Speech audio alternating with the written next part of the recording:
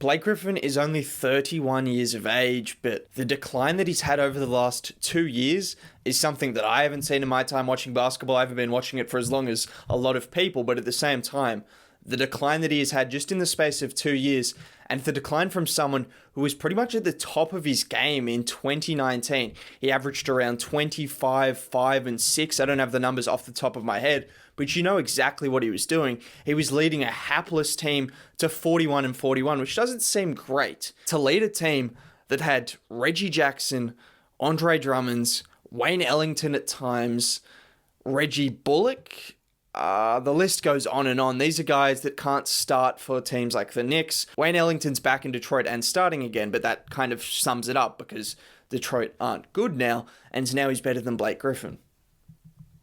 Wow. Like, you get the gist.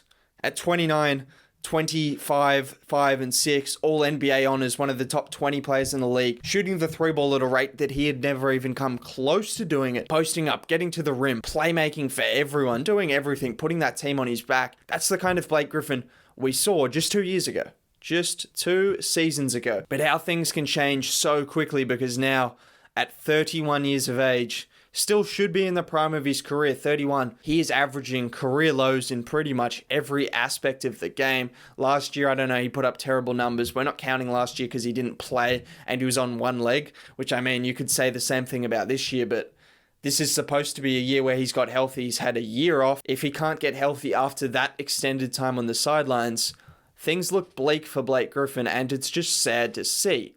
Now, personally, I was wrong. I'm just going to admit it straight away. I thought he would be able to come back. I thought he'd be able to come back to 90, 95% of what we saw, because what I saw in the 2018-19 season wasn't someone that was dominating because of high-flying dunks and athleticism. That was someone who was dominating because of strength, finesse, and touch around the rim and from beyond the arc to go along with a high IQ and great playmaking. I saw no reason that even with some more lost athleticism, he wouldn't still be able to be a great player in the NBA.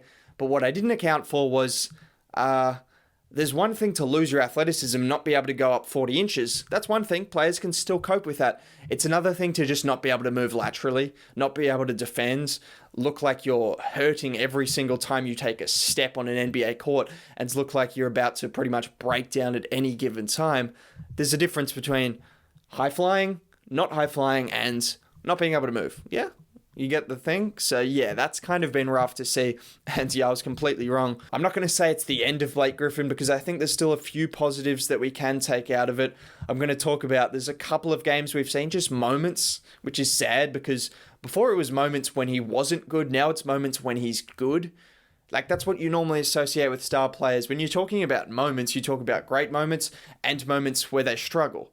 Like, now we're talking about moments where he's just passable, like a good NBA player. Let's talk about a couple of the moments. A couple of nights ago against the Miami Heat, where he put up a near triple-double. Pretty good game there. And it's probably his best game of the season. I don't think the stats reflect it, but it was in a win against Phoenix. He actually defended that game. He looked like he wanted to win. He got a couple of post-ups late in the game and scored on a couple of occasions, made a couple of timely passes. That were pretty much the only times I've seen him look good, I'm going to be honest. Another thing to note about Blake was in a post-game interview, I think after the Phoenix game, after he got a couple of post-ups and scored on those occasions, a reporter asked why he wasn't posting up more, if this was going to be the start of more post-ups, and he said that it wasn't in the Pistons' plan or Casey's plan to post up Blake Griffin. So he's been reduced to a three-point shooter who can't actually shoot the ball. That's a struggle. But I kind of see what Casey's doing. Like, you've got guys like Derrick Rose and Jeremy Grant that you want to get downhill, and if Blake Griffin's in the lane clogging it up, that's not going to work too much. But at the same time, experiment with lineups. Get Blake Griffin with a second unit. Get him with guys like Josh Jackson who can slash to the rim. If Blake Griffin's posting up similar to what Nikola Jokic does, he's going to command two bodies, because in the paint, I'll talk about his numbers, they're still good when he's getting to the rim. He just doesn't get to the rim at all, but he's still finishing at a high percentage. He's still a good passer. Get him posting up.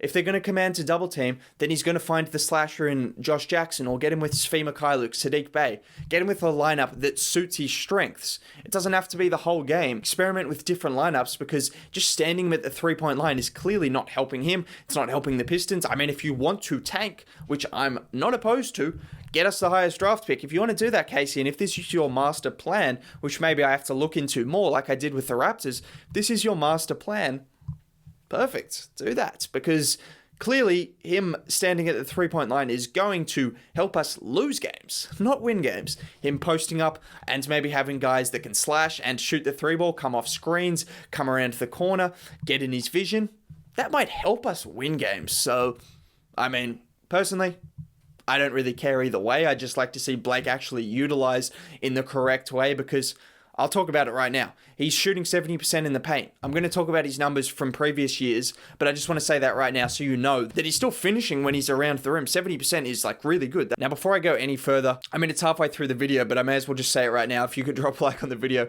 and subscribe to the channel. I know I just cut it in the middle of while I was talking, but it does really help out. You won't regret it. Maybe. I don't know. Anyways, there's one other thing that I want to address before I talk about Blake's numbers and the decline he's seen from 2019 to 2021.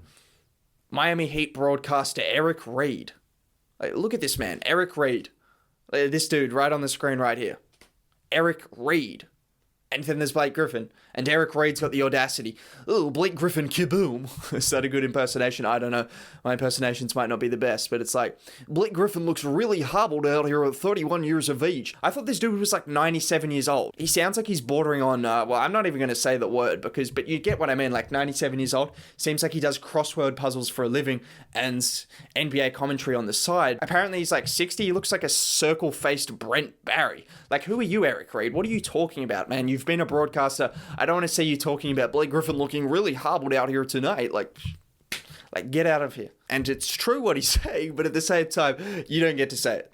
Okay? Like, this guy doesn't get to say it. We can say it, Pistons fans.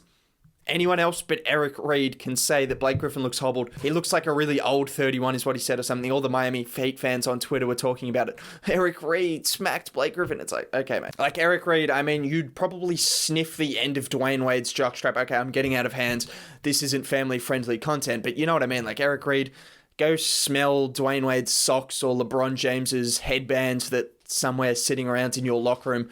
That, yeah, you get what I'm saying. Like Eric Reid, we don't tolerate you around these parts if you're going to slander Blake Griffin like that. It's one thing to slander someone, but to slander him while he's clearly at his worst. Anyways, getting back on topic, Blake's shooting is down as well, which you would think that he's lost his athleticism, he's lost his ability to do a number of things, he could still shoot the ball. The thing is with Blake, his shooting was so effective was because players had to sag off on him because he could attack the rim. He was normally matched up on a 4 or a 5, and if you're Blake Griffin, he might not have been as fast or as explosive as he was like 5 years ago, 2 years ago, but at the same time, he still had skill and more ability than any 4 or 5 that was defending him, combined with his strength. Like, you had to sag off on him. You just had to take the chance that he was going to miss the 3 ball, which he wasn't doing as much as he is this year, because he's not getting that same space. It's like, it's telegraphed. We know what Blake's going to do. He's going to shoot the ball because he just doesn't attack the rim. We may as well talk about those numbers right now, because he's shooting the ball at the rim less than 3 times a game. At 70%. Like, that's really good numbers. Less than 3 times a game. Just comparatively, 2 years ago, he was shooting it over 7 times a game at 64%. So less percentage, but 3 times less. That's where he's missing out on easy points. I don't see why he's not getting post-ups. I think some of it has to do with Blake just kind of his knees and everything. He's just not really capable of getting to position as many times as he was, because obviously it takes a lot of stress getting down low, going up against centers he often matches up against, because no 4s is strong enough to go up against Blake Griffin. No centers are prime Blake Griffin. Don't get me started. Joel Embiid dropped 50 on your head. Do I need to remind you? Oh, big Joel Embiid. No. Blake Griffin dropped 50 on your head. He posted you up. He dunked on you. We don't need to remind you of that. He's strong enough to go up against any single player in the NBA.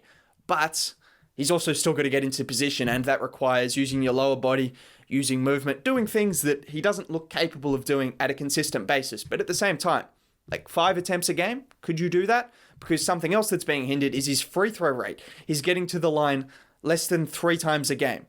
Less than 3 times a game. He was shooting over 7 free throws a game at 75% during his career in Detroit. There's been no seasons in his career where he shot less than 5 free throws a game, and he's now shooting 2.7. So pretty much half of his career low year prior to this year. That's just a crazy fall off. And it's things that, like, you could still see him doing if the offense utilized him more, or if he just kind of could get to those spots. I can't tell. It's hard to say whether it's all on the Pistons not utilizing him enough. Like, he clearly said in an interview he wasn't part of the game plan for him to post up. But at the same time, even when he's getting to the line, he's shooting 67%, which For 9 years straight, he shot over 71%. For 5 years straight before this year, he shot over 75%. Like, these numbers, they're just all down. Everything is trending downwards. He's not playmaking as much because, well, I mean, he's not having the ball in his hands as much. He's not posting up as much where he likes to playmake. There's just so many things that are trending down for Blake Griffin. But I don't think it's the end. It's just sad to watch. Like, if you're going to have Blake Griffin on your team, you're going to post him up. That's his bread and butter. Because what he does when he posts up is he gets other people involved. If I'm Coach Casey, I'd rather say to Blake Griffin, look, we want you to post up twice as many times, but you've got to pass the ball more than you did during your career year. We don't care if you've got a good look. You've got to pass the ball. You've got to get others involved. That's perfectly fine. But get him posted up because that's where he's doing his best work. He's always done his best work in the post. So that's the main concern I have with Blake Griffin, and that's the main reason he's fallen off, because he's just not attacking the rim. Whether that's got to do with the Pistons or Blake, I think it's a 50-50 split, maybe a 60-40 split in terms of the Pistons not utilizing him. But it's still, regardless of those things, like, he's still not the same player. Don't get me twisted. I'm giving you some positives and telling you that he could still probably give you 18, 5, and 5, but defensively is a whole different story. Like, defensively, he's a black hole most times, apart from that Phoenix game where he looked locked in, but that game was really close against a good team, so he had more added motivation and was probably pushing through the pain. So that's probably one of the reasons that he was so locked in that game. But outside of that, he just looks like a black hole. He's terrible defensively. He wasn't great in his best year in Detroit, but he's even worse now. At least he was a good post defender. Now he just doesn't even bother. He just gets out the way if someone's going to dunk. He just can't be bothered really defensively. He can't be bothered, or he's too injured. I'll say he's too injured because I don't want to say he doesn't give effort, because we've seen him give effort multiple times in his Detroit career. Like, we saw him come back on one leg and play in the playoffs. He does not look like an all-star. Maybe the only way he can get back to that level, not an all-star level, he's not getting back to that level. I'd be happy to be proven wrong. I was proven wrong this year by him being worse than I expected. If he wants to be better than I expect now, I am more than happy to be proven wrong on that front. He's not getting back to all-star level, but if he can get back to being a good NBA player, maybe he needs to go to a different team. But you need to understand, Blake. Blake, you're watching this? If you're watching this, just understand this. You need to be good to go to a different team. I don't know why I made it seem like he's got the IQ level of 5 by saying it that slowly, but Blake needs to be good for him to get to a different team, because no team is trading for Blake because of his contracts, and it'd be a contender trading for him because of his age. So no team's trading for him because he's not actually going to help you. And the Pistons aren't trading for him because why would they package up a pick to get rid of him, which is what you'd have to do. You see what I mean? Like, he's stuck in Detroit unless he does something. There's no way out of Detroit, Blake, unless you do something. So if you want to get out of Detroit, or if you just want to collect money doing nothing, either way, it's up to you.